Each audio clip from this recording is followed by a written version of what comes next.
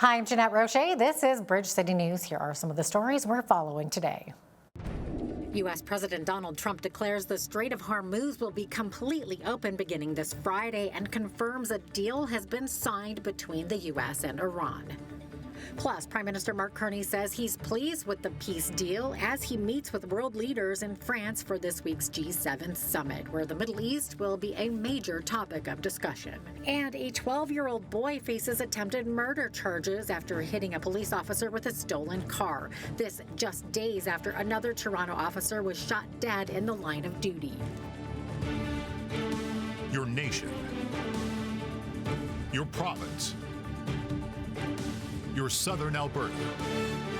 From the heart of Lethbridge, it's Bridge City News with Jeanette Roche. Thanks so much for joining us. Prime Minister Mark Carney is meeting with other world leaders this week at the G7 summit in France, and obviously the Middle East will be a topic of discussion. Before jetting off from Ireland to France Monday, Mark Carney told reporters he's pleased with the news of a peace deal between the United States and Iran.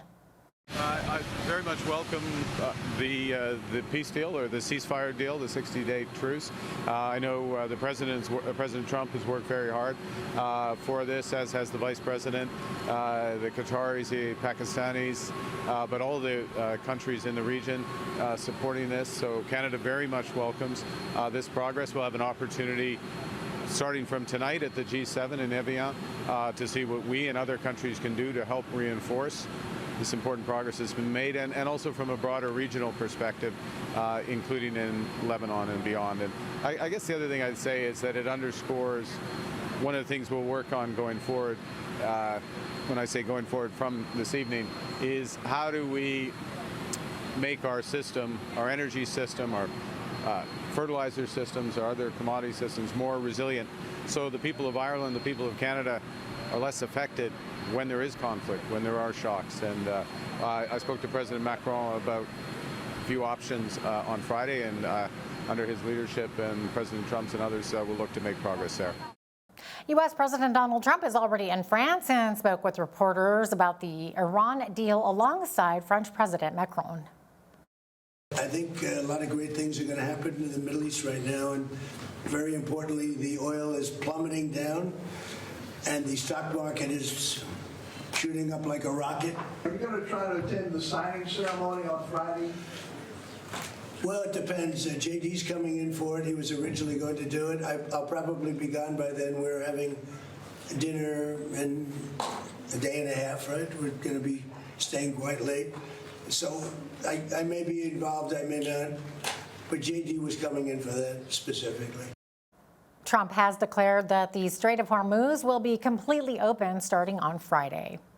Toronto police say a 12-year-old boy is facing a slew of charges, including attempted murder after an officer was hit with a stolen vehicle. They say it happened early this morning when officers responded to a vehicle theft call. Authorities say an officer was hit by a vehicle after trying to stop the driver before officers fired at it as it fled the scene. Ontario's police watchdog says the boy remains in hospital with unspecified injuries, while the officer who was hit was released after being treated for non-life-threatening injuries.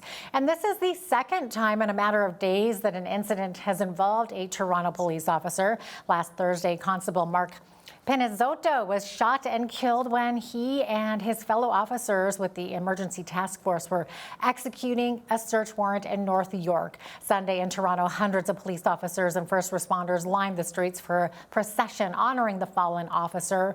Colleagues escorted the body from the office of the chief coroner in North York to a funeral home in Thornhill. 19-year-old Nicholas Bennett of Toronto is facing a first-degree murder charge. Pinizzotto was an 18-year member of the Toronto Police Service. He was also a married father of two and a former elite hockey player.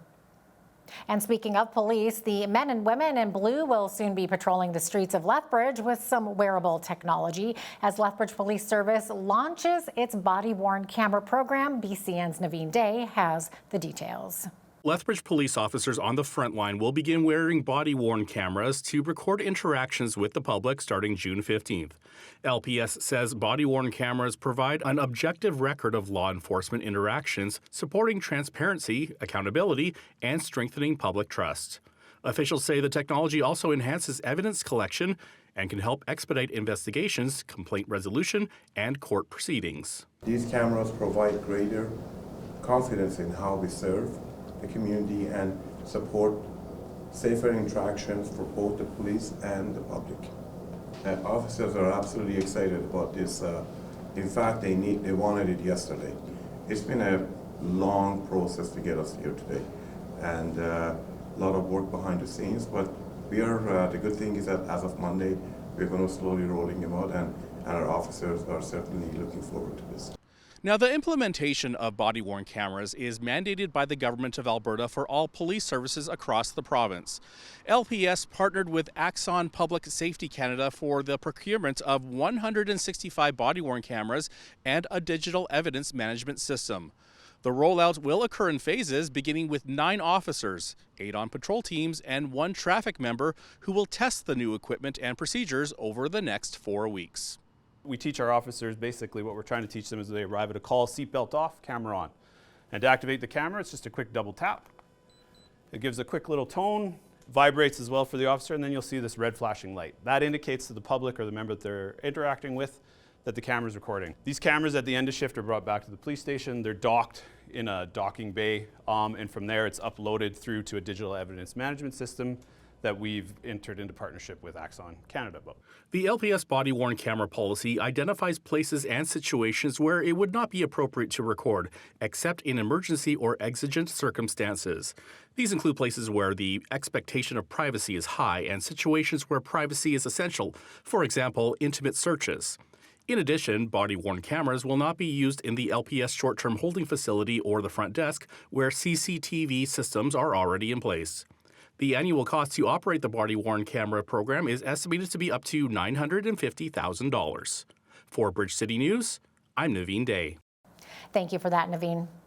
The Alberta NDP is in discussions with municipalities about the party's new economic strategy, which has yet to be publicly announced. Deputy Leader and MLA for Edmonton Whitemud, Raki Pancholi, met with a local Chamber of Commerce members regarding some of the city's issues, which predominantly highlight job creation and education. I mean, very much today, as we're talking about our economic policy and our strategy, we're talking about good-paying jobs for people now and in the future. And if you think about good-paying jobs for Albertans, we know that there are many, many young people right now who are unemployed in Alberta. We have one of the highest youth unemployment rates in the country. And so focusing on making sure that young people get matched up and paired up with the skills they need to enter into the workforce is deeply important. We want to be focused on making sure that all Albertans share in our prosperity and that we have fiscal responsibility and we manage public dollars well. That directly impacts and matters to people here in Lethbridge. When we talk about creating good jobs, we're talking about attracting new head offices. Lethbridge has a great track record for that. To clarify, this is separate from the Alberta affordability agenda the NDP announced last Thursday. The NDP also announced on Saturday that 4 current MLAs will be retiring and not be running for re-election. The list includes Joe Ceci, Dr. Luann Metz, Marlon Schmidt, and Laurie Sigurdsson. Property owners in Lethbridge are once again expected to see an increase in next year's property taxes, but it may not be as much as it has been recently. Deliberations were held on Thursday at Lethbridge City Hall, and Council will meet again next week to issue its approval. BCN's Landon Hickok has the details. Members of Lethbridge City Council are moving forward with recommendations of dozens of budget reduction measures ahead of next year's operating budget. Council's Community Issues Committee sought to ensure that residents will pay a lower municipal property tax increase of 2.67%. That's about half the rate of increase that residents have been subjugated to from 2023 to 2026 at 5.1% each year. To come back down to close to half of what it was last year is welcoming. And again, we'll continue to look for efficiencies because I'd like it to still be down to zero, but you know, there are inflationary pressures that are out there. But in order to make up for a lesser tax, services will have to either be cut or altered in order to accommodate. One major change put forward is to eliminate some transit routes to the university and polytechnic from May to August when demand is lower. It could save the city over $241,000. If you take the number of rides over the 4 months that the reduction would be for and divided it up, it was just under $400 to move somebody across the city, one person. Folks will still be able to call dial a bus to be able to get the ride. So it's not going to go away. Other notable measures include eliminating free Saturday drop-off at the city's Waste and Recycling Center and its extended summer hours. Some park maintenance services will also be reduced. Concession prices at the visitlethbridge.com arena would slightly increase, and residents who receive printed mailed invoices will be issued a fee of $2 and a reprint fee of $5. We'll always challenge the departments. I say we, our city manager, will continue to challenge all of the departments on ways to find efficiencies. And so if that's the case, we hope that it continues for the next operating budget, as well as the capital really in the fall. 2027 will act as a one-year stub budget before the city resumes a 4-year budget cycle from 2028 to 2031. The resolutions are expected to pass at the next City Council meeting on June 23rd. For Bridge City News, I'm Landon Hickok. It's also worth mentioning that budget deliberations for the 2027 to 30 capital improvement program will take place later this year in November. The city of Lethbridge has lifted its boating advisory on the Old Man River. River flow rates, that is, have decreased and conditions have improved. However, reduced visibility in the water remains a concern and water temperatures are still cold. The city says residents can resume normal activities on and around the river, but are reminded to use caution and be prepared before entering the water. River conditions can change quickly. Anyone planning to float, paddle, or boat should check current river conditions before heading out, and you can check that at rivers.alberta.ca. The Chinook Sexual Assault Center has officially rebranded as Aurora. The new identity represents renewal, a process that is at the heart of the work at the center. Kaylee King, board chair with Aurora, says the name reflects the organization's growth since becoming Southwestern Alberta's first standalone sexual assault center in 2019. She says the center continues offering crisis support, system navigation, and public education programs. King says at the same time the change of the name is taking place, they are building and increasing their services and responding to the changing needs within the community. I think that this change is timely. I think that it's needed in our community. I think that it is a name that will represent and symbolize the excellent work that is being done by the agencies throughout our community and in benefit to all of the individuals that we serve. And I think that this name is filled with potential and strength, just like the organization is in the work that we do. My hope is that the name will resonate with people in not just the name itself, but in the meaning and in the potential that it holds, and with the concept of rising beyond, rising each morning for a new dawn, and the strength and potential that that brings.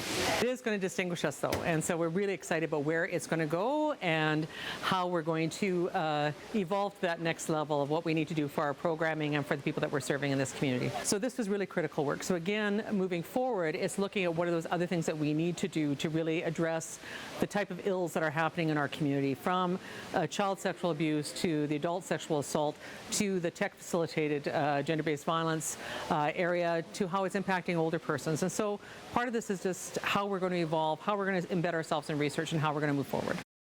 Aurora Center is committed to supporting children, youth, adults, and families supported by violence and child abuse.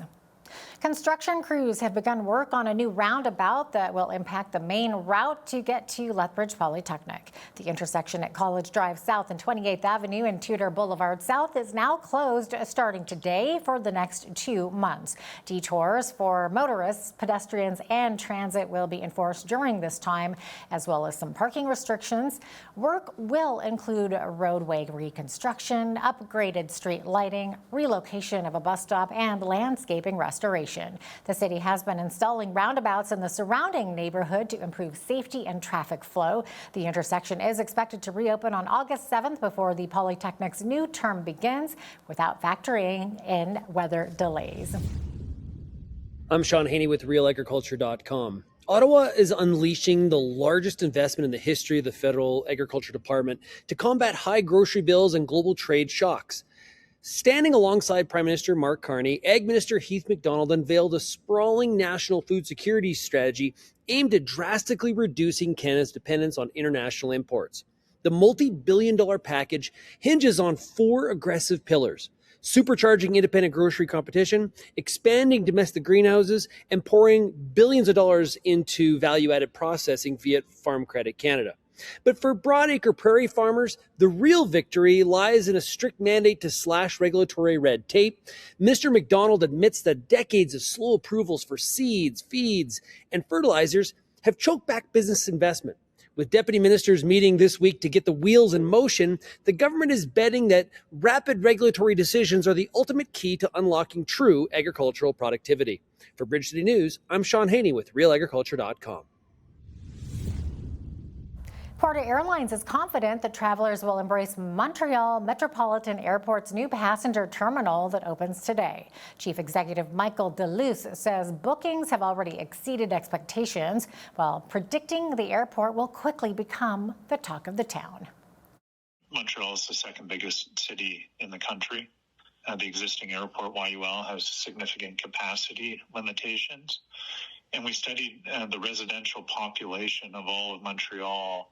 50% of that population was better served from a ground travel time by the Met. And so you have an airport where half of the population will have a shorter drive time to the airport than the alternative. And then you layer on top of that, the airport terminal has been designed in a very small, compact, high-touch, high-service way. It's more like a business lounge for everyone.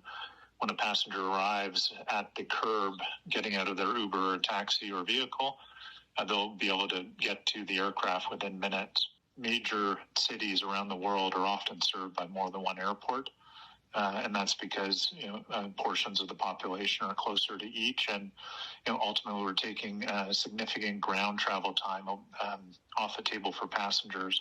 If someone lived on the South Shore or in the core catchment area of the Met, they'll save significant time when traveling out of the Met as opposed to YUL. Once someone tries a Met, we really think they will never go back to the alternative airport. Porter is launching 11 flights to Canadian destinations via the new terminal in Saint-Hubert. Statistics Canada says manufacturing sales rose 4.2% to about $77 billion in April, driven largely that is, by record sales in the petroleum and coal products sector. Sales of petroleum and coal products surged nearly 23% to almost $12 billion as refineries increased production following maintenance shutdowns. Total manufacturing sales increased 1.8% during the month. In a separate report, StatCan says wholesale sales rose 0.6%, led by gains in building materials and mineral products. And now here is today's markets. The TSX was up 337 to 35,275. The Dow is up 468 to 51,671. The S&P 500 was up 122 to 7,554, and the Nasdaq was up 795 to 25,169. West Texas Intermediate Oil was down 372 to 81.16 US per barrel. Natural gas was up 3 cents to 3.15 US. Gold was up 86.66 to 43.0866 US an ounce. And silver was up 221 to 69.97 US an ounce. Feed wheat is at $8.36 per bushel. Barley is at $6.79. Canola is at $17.05 and corn is at $7.49 per bushel. Live cattle were up 75 cents to $2.50.62. Feeder cattle August contract was up 4.12 to 361.55. Lean hogs were down 87 cents to 96.57. And the Canadian dollar was up over the past 24 hours and currently sits at 71.50 US.